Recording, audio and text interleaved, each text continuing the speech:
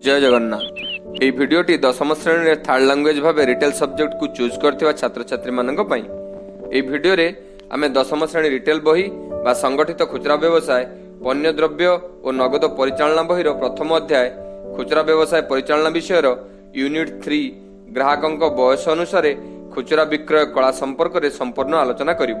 तेणु भिडियोटी को शेष पर्यंत देखंतु। ए यूनिट 3 को मु दुई भाग रे विभक्त करिछि एवं एथिपई मु दुईटी भिडियो मध्य प्रस्तुत करिछि। एही भिडियोटी प्रथम भागर भिडियो ग्राहक परिचिति बा कस्टमर आइडेंटिफिकेशन कोनसे व्यक्तिर प्रकृति और मनोभाव तार बाह्य वेशभूषा चालीचलन इत्यादि सबुबले ठीक भाव में जना पड़े नाही। ग्राहकर क्रय शक्ति और आवश्यकता सबुबले तार बाह्य वेशभूषा बा ठाणी उपर निर्भर करि न थाए। तेणु खुचरा क्षेत्र में जड़े व्यवसायी तार ग्राहक को बुझिबा और ग्राहकर प्रकृति को ठीक भाव में निरूपण करिपारिबार दक्षता रहबा आवश्यक। ग्राहक बा उपभोक्ता को साधारणतः चारि भाग में व्यक्त करा जायଥାଏ।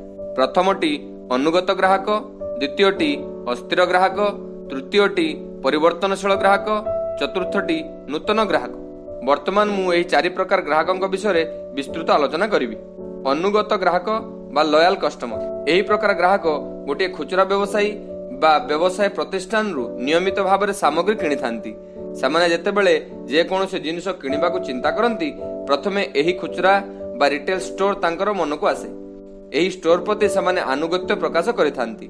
गोटे अनुगत ग्राहक अन्य स्टोर रे तार आवश्यक द्रव्य उपलब्ध थिले भी से तार पसंदर रिटेल स्टोर रु जिनिस किनिबाकू चाहिଥାଏ।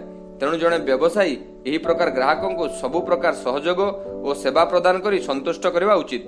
यह तांका अनुगत्यर उपयुक्त प्रतिदान हेबा संगे संगे व्यवसायर अभिवृद्धि रे सहाय्य करे।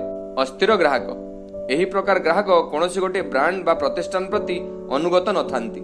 सेमाने जिनिस क्रय कला बेले जिनिसर दाम सहित मिलुथिबा अन्यान्य ऑफर बा सुविधा इत्यादि विषय प्रश्न करिथांती। एसबु को समीक्षा करिला परे जेउटा सेमानक पई सबुठारु लाभदायक हेबो सेही ब्रांड बा खुचरा प्रतिष्ठान ठारु सेमाने जिनिस किनिथांती। खुचरा व्यवसायी को उक्त ग्राहकों को आकृष्ट करी निजर नियमित ग्राहक करबाकू हेले प्रथमे सेमानक मनोभाव और आवश्यकता को बुझिबाकू पड़िबो। निज व्यवसाय प्रति सेमानकर धारणा कोन ताहा हृदयंगम करबाकू पड़िबो। विभिन्न कार्यशैली और उपयुक्त सामग्रीर व्यवस्था करी सेमानक मनरे एक आस्था सृष्टि करबाकू पड़िबो। ताहेले सेमाने व्यवसाय प्रति एक सकारात्मक मनोभाव पोषण करिवे और धीरे धीरे नियमित ग्राहक रे परिणत हेबे। असंतुष्ट किंतु संभाव्य ग्राहक एही प्रकार ग्राहक कोनोसी कारणवशतः खुचरा प्रतिष्ठान थारु दूरे जाइथांती। एकदा सेमाने एही व्यवसायर प्रमुख ग्राहक थिले ओ बहुत बड़ आकार जिनिस किणा किणी करुथिले, किंतु वर्तमान सेमाने खुचरा स्टोर सामग्री पई हेउ किंबा व्यवहार पई हेउ स्टोर रु जिनिस किनिबा एक प्रकार बंद कर देइथांती। एमाने अन्य स्टोर रु जिनिस किनि थांती किंबा विकल्प संधान रे थांती। खुचरा व्यवसायी एही पुराना तथा असंतुष्ट ग्राहक मानकू पुणी थरे निजर व्यवसाय रे शामिल करिया पई पदक्षेप नेबा उचित। एथिपई प्रथमे सेमानक दुकान प्रति असंतुष्ट हेबार मूल कारण गुडिक अनुसंधान करा जिबा उचित।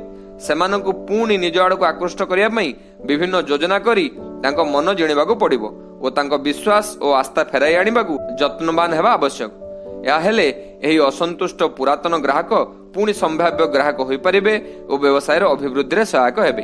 नूतन ग्राहक एमाने प्रथम करी रिटेल स्टोर को आसीथांती।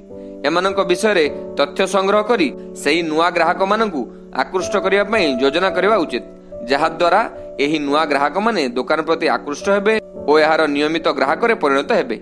जणे अनुगत ग्राहकंक प्रति विक्रय कौशल निम्नमत हेबा आवश्यक। नुआ ग्राहकंक को जोड़िबा, नूतन ग्राहकंक को चिन्हट करिबा, सेही नूतन ग्राहकंक संपर्क रे सूचना संग्रह करिबा। परवर्ती समय रे आपण केउ प्रकार द्रव्यर व्यवसाय करूछंती ओ उक्त द्रव्य बा सेवा किपरि तांको लाभप्रद हेबो से संपर्क रे बुझाइबा।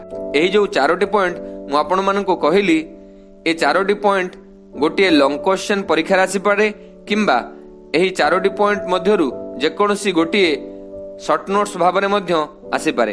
तेणु छात्र छात्री माने दयाकरी यार नोट तैयारी करंतु, जहा कि आपण मानकू परीक्षा समय बहुत सहाय्य करिवो।